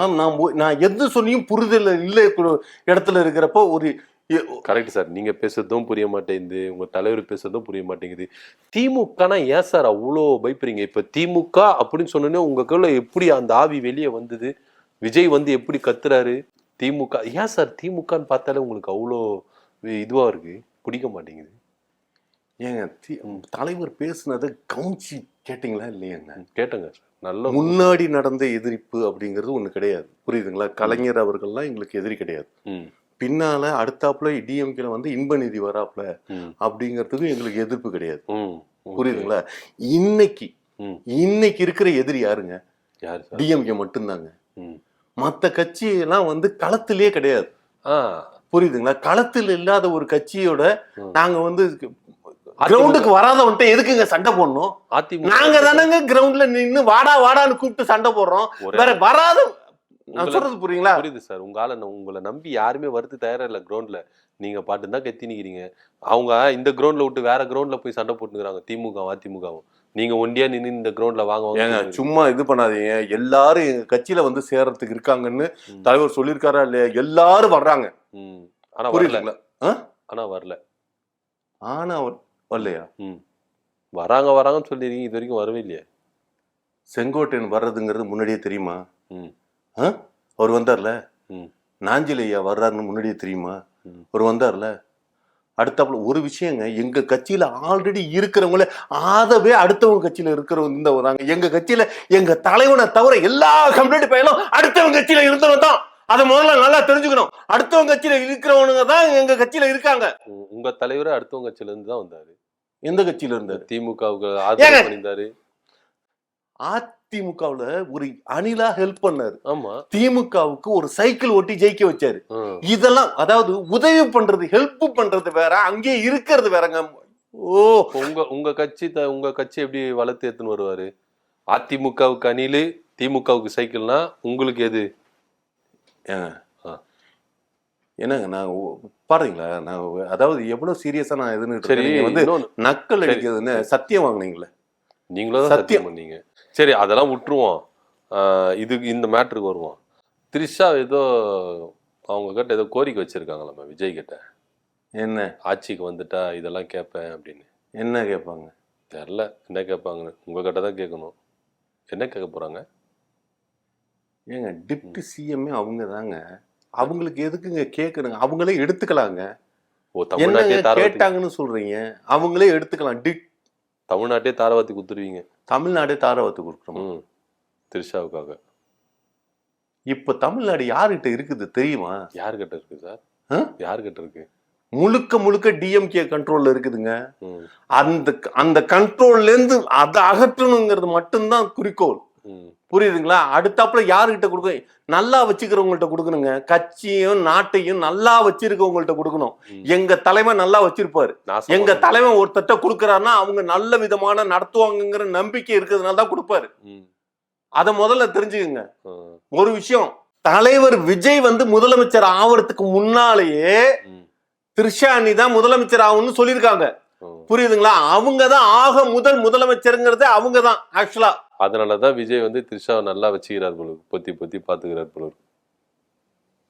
ஏங்க மறுபடியும் நீங்க சத்தியத்தை மீறுறது மாதிரியே எனக்கு தெரியுதுங்க. மறுபடியும் நீங்களும் சத்தியத்தை மீறுறீங்க சார். உண்மையா பேச ஏங்க, ஒரு கொள்கை, ஒரு கோட்பாடு, ஒரு நேர்மை இதெல்லாம் இருக்கிறதுங்கிறது ஆரம்ப காலத்துல இருந்து இருக்கணும். அன்னைக்கு வந்து ஆரம்ப காலத்துல இருந்தே இருக்குது. நேர்மையா இருந்திருக்கிறாரு. சங்கீதாவுக்கு விட்டுட்டு த்ரிஷாவுக்கு நேர்மையா இருந்திருக்கிறாரு. எங்க அண்ணி த்ரிஷா நேர்மையை பத்தி பேசிட்டு இருக்கேன், எங்க தலைவனோட நேர்மையை பத்தி பேசிட்டு இருக்கீங்க. நான் உங்களுக்கு புரியறது மாதிரி என்ன சொல்லிட்டு இருக்கேன்? ஆரம்பத்தில இருந்து அவங்கள்ட்ட முதலமைச்சர் கனவுகளும் ஆசைகளும் இருந்திருக்கிறது. அதுக்காக உண்மையாகவும் நேர்மையாகவும் இருந்து கொண்டிருக்கிறார்கள். அந்த நேர்மைக்கு கிடைச்ச பரிசுதான் இவரோட பழக்க வழக்கங்கள். த்ரிஷா மறுபடியும் ஏங்க த்ரிஷாவை பத்தி தாங்க பேசிட்டு இருக்கேன். த்ரிஷா பத்தி தான் பேசிட்டு இருக்கீங்களா? இல்ல நேர்மை அப்படிலாம் பேசுறீங்க. த்ரிஷாக்கு அதெல்லாம் இருக்கா? நான் பேசுறது புரியுதா புரியலையா? புரியல சார். நீங்க பேசுறதும் புரியல, உங்க தலைவர் பேசுறதும் புரியல. என்னதான் சொல்ல வரீங்க? தமிழ்நாடு படிச்சிருக்கீங்க? தயவு செஞ்சு சொல்லுங்க, என்ன படிச்சிருக்கீங்க? படிப்பெல்லாம் எதுக்கு சார்? படிச்சவங்கள சூஸ் பண்றாங்க, ஒரு நடிகரை தான் சூஸ் பண்றாங்க. ஏங்க படிச்சு ஐயோ எப்படிதான் உங்களுக்கு சொல்லி புரிய வைக்கிறது? ஏங்க படிச்ச இப்ப டாக்டர் படிச்சான்னு வச்சுக்கீங்களேன், டாக்டர் விஷயம் மட்டும்தான் அவனுக்கு தெரியும். ஒரு இன்ஜினியரிங் படிச்சிருக்கான்னு வச்சுக்கோங்களேன், இன்ஜினியரிங் விஷயம் மட்டும்தான் தெரியும். புரியுதுங்களா? ஒரு என்ன படிச்சிருக்கானோ, டாக்டர், இன்ஜினியரிங், சிவில், வக்கீல், லாயர், இதெல்லாம் என்ன படிச்சிருக்காங்களோ அந்த அறிவு மட்டும்தான் அவங்களுக்கு தெரியும். ஒரு நடிகனுக்கு மட்டும்தான், ஒரு நடிகன் வந்து டாக்டராகவும் நடிச்சிருப்பான், இன்ஜினியரும் நடிச்சிருப்பான், லாயராகவும் நடிச்சிருப்பான். எல்லா பன்முகம் கொண்டது கலைஞன் மட்டும்தான். நடிகன்கிட்ட தான் அத்தனை வித்தையும் தெரியும். எல்லா விஷயம் எப்படி நடத்தணும், எப்படி இருக்கணும் அப்படிங்கிற எல்லா படிப்பும் ஒரு நடிகன்கிட்ட தான் இருக்கும். நடிகன் படிக்காமையே அந்த விஷயத்தை எல்லாத்தையும் தெரிஞ்சு வச்சிருப்பான். அப்ப நடிகருக்கு தான் முழு. புரியுதுங்களா? புரியுது சார். யாரு முதலமைச்சர் ஆகணும்னு ஒரு நடிகனை எதுக்காக மக்கள் தேர்ந்தெடுக்கிறாங்க? மக்கள் என்ன அறிவு கட்ட முட்டாளா நடிகனை தேர்ந்தெடுக்கிறதுக்கு? நடிகர் வந்து எல்லா வேஷமும் போட்டு நடிச்சிருக்காரு, எல்லா அறிவும் அவருக்கு இருக்கும் அப்படிங்கிற நம்பிக்கையோட இருக்கிறதுனால ஓட்டு போட்டு அவங்களை ஜெயிக்க வைக்கிறது. ஒரு மக்கள் ஒண்ணும் முட்டாள் கிடையாது. அது தமிழ் மக்கள் ஒரு காலத்திலும் முட்டாள் கிடையாது. உலக அறிவாளிகள் சிறந்தவர்கள். புரியுதுங்களா? புரியுது சார். அதுல ஒரு தற்குறி தான், அந்த சிறந்தவர்கள்ல ஒரு தற்குறி நேத்து சொல்லிச்சு, எங்க வீட்டுல 9 வாக்கு இருக்குது, தமிழக வெற்றி கழகத்துக்கு போடலன்னா 9 பேருக்கு விஷத்தை வச்சு சாவச்சிருவேன் அப்படின்னு சொல்லி இந்த அறிவாளி கூட்டத்துல ஒருத்தர். இதுங்க என்ன சொல்றீங்க? நீங்க ரொம்ப அந்த தங்கையை வந்து ரொம்ப டவுன் ஸ்டெப் ஆக்கி நடத்துறீங்க. அந்த தங்கை சொன்னது எந்த விதத்துல சோத்துல வச்சதை வச்சு சாப்பிடு கொலைகாரனா கூட மாத்துறீங்க போல இருக்கு உங்க தொண்டர்களை. ஒருத்தனை கடிக்க ஊட்டிங்க, இப்போ வந்து எங்க ப்ளீஸ்ங்க டென்ஷன் பண்ணாதீங்க. உண்மை, அதாவது நான் சொல்றது அவங்க சாக அடிச்சிடல, யாரையும் விஷம் வச்சு சாக அடிச்சிடல. ஆனா அவங்க சொல்ற வார்த்தையில உண்மை இருக்கணும். புரியுதுங்களா? ஏன்னா ஒரு இந்த மாதிரி ஒரு நல்ல ஆட்சியை கட்டமைக்காத ஒரு மக்கள் வந்து இருந்து போறதுக்கு செத்து தொலையலாம். புரியுதுங்களா? விஜய்க்கு ஓட்டு போடாத ஒரு மக்கள், விஜய முதலமைச்சர் ஆக்காத ஒரு மக்கள் இருந்து பிரயோஜனம் இல்ல. அவங்க மேல நாண்டுகிட்டு செத்தலாம், நாக்க புடிக்கிட்டு நாண்டுக்கு செத்துலாம். கொலையை தூண்டுற விதம் தான் சார். ஓட்டு போடலன்னா உங்களை கொலை பண்ற சோத்துல வசதி சாவச்சிருவேன் அப்படின்னா என்ன அர்த்தம்? ஏங்க அந்த தங்கை வந்து பேசுனது நான் உண்மைன்னு சொல்லி பேசிட்டு இருக்கேன். எப்படிதான் ஏங்க ஒரு குற்றம் நடந்ததுக்கு அப்புறம் தான் குற்றவாளி, குற்றம் நடக்கிறதுக்கு முன்னாலே எப்படிங்க குற்றவாளின்னு நிரூப கை நீட்டி சொல்லலாமாங்க? அந்த பொண்ணை நீங்க குற்றவாளின்னு இது பண்றீங்க. அது மாதிரி பண்ணாதீங்க, அது மாதிரி பண்ணவே பண்ணாதீங்க, தயவு செஞ்சு பண்ணாதீங்க. உங்களை கை எடுத்து கும்பிடுறேன், தயவு செஞ்சு அது மாதிரி ஒரு குற்றம் செய்யாதவங்களை குற்றவாளியா நிரூபிக்க. இப்ப 41 பேர் செத்ததுக்கு எங்க தலைவன் தான் அப்படின்னு காரணம் காட்டுறீங்க. இது மாதிரி குற்றம் செய்யாதவர்களை தயவு செஞ்சு குற்றவாளி ஆக்காதீங்க. சரிங்க சார், காமா இருங்க. திரும்ப உங்க மேல ஆவி இறங்கிட போகுது. அரசியல் மேட்ரே வேணாம். எதுனா கேட்டா நான் எதுனா எடக்கு முடக்கா கேக்குறேன், நீங்களும் எடக்கு முடக்கா பதில் சொல்றீங்க, அது விட்டுருவோம். நான் நல்லா தான் பேசுறேன், நான் எடக்கு முடக்காலாம் பேசல, நீங்க சரியா கேட்க மாட்டேங்கிறீங்க. சரி, ஓகே, நம்ம விஷயத்துக்கு வருவோம். அரசியலை விட்டுருவோம், சினிமாக்கு வருவோம்.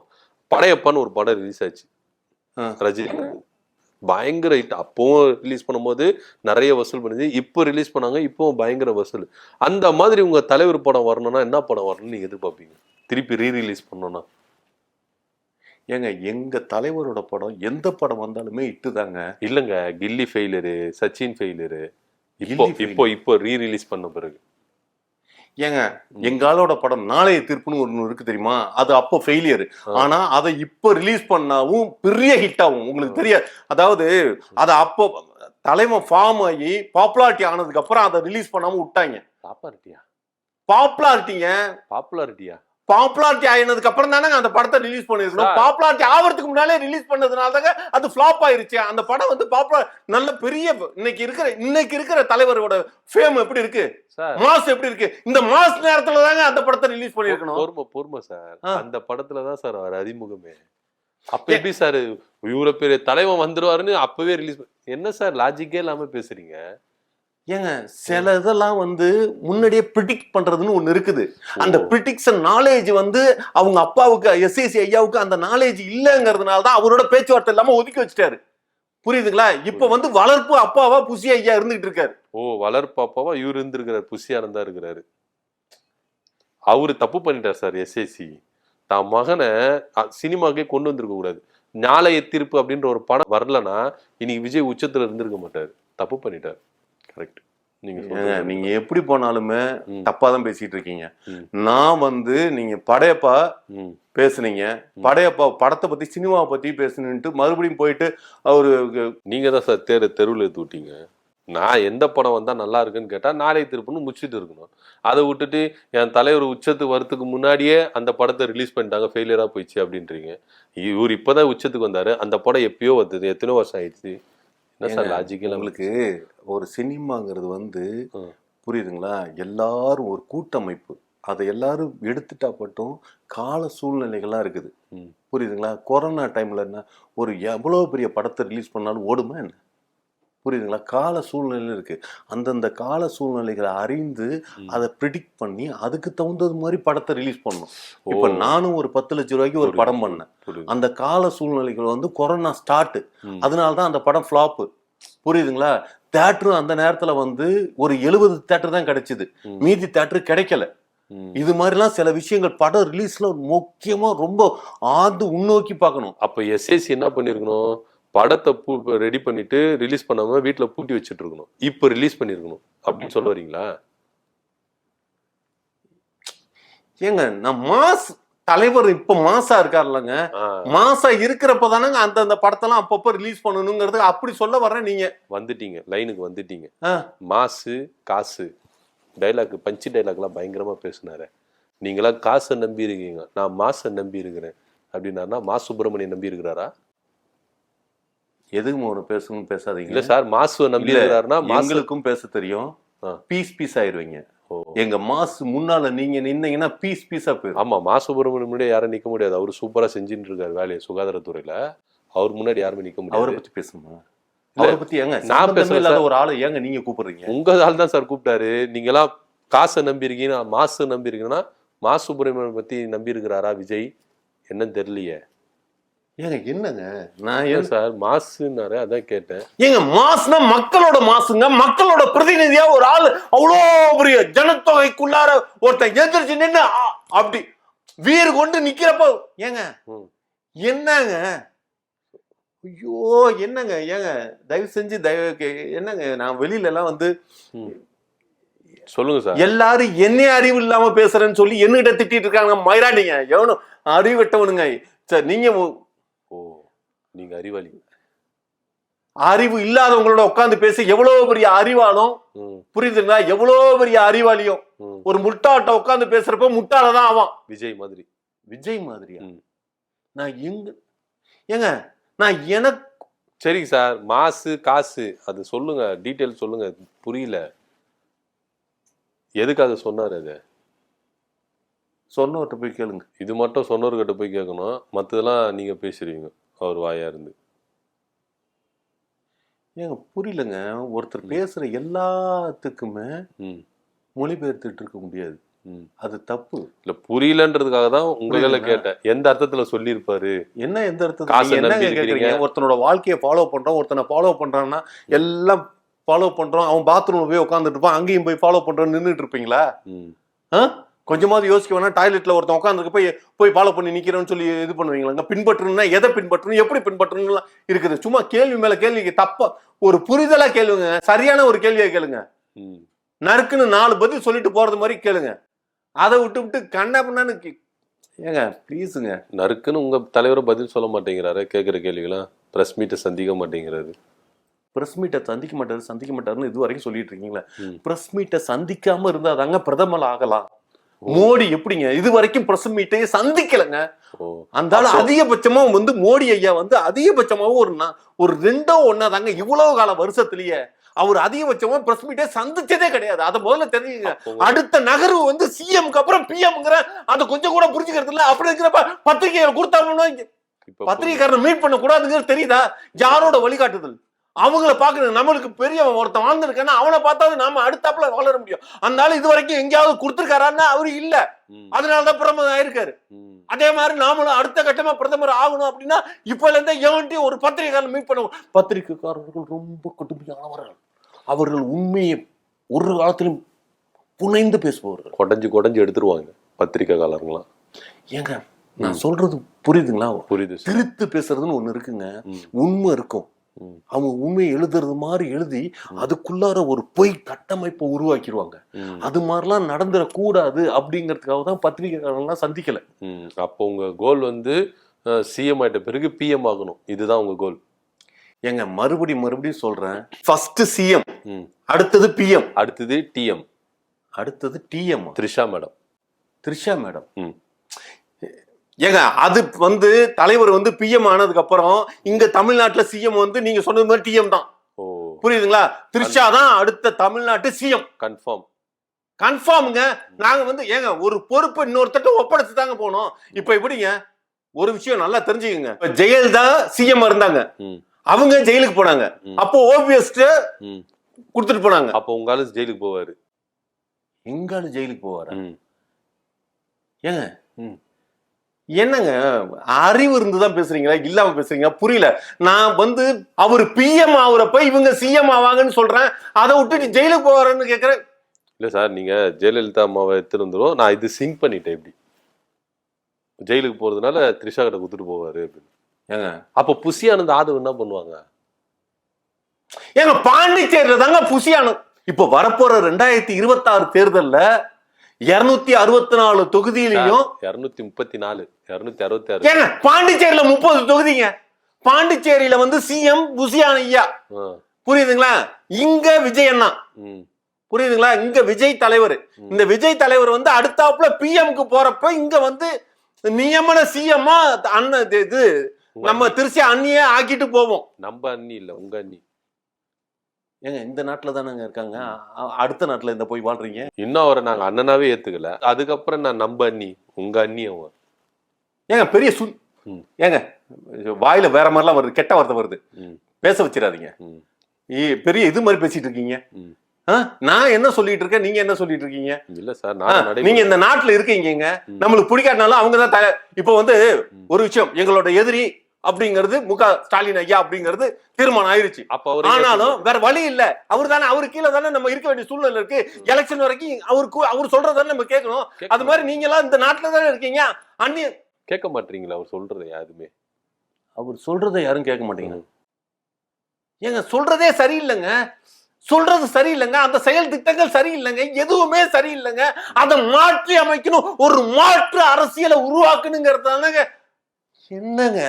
சரிங்க சார். ஐயோ தொண்டை தண்ணி கத்து. அதாவது இது போலதான் சார், நீங்க தொண்டை தண்ணி கத்துறீங்க, ஆனா மக்கள்ல யாரும் கேட்க மாட்டாங்க. 2026 இது மாதிரிதான் விஜய் கஷ்டப்பட போறாரு. அறியாத மக்கள் இருக்காங்க, ஒரு படிப்பறிவு, ஒரு புரிஞ்சுக்கிற நாலேஜ்.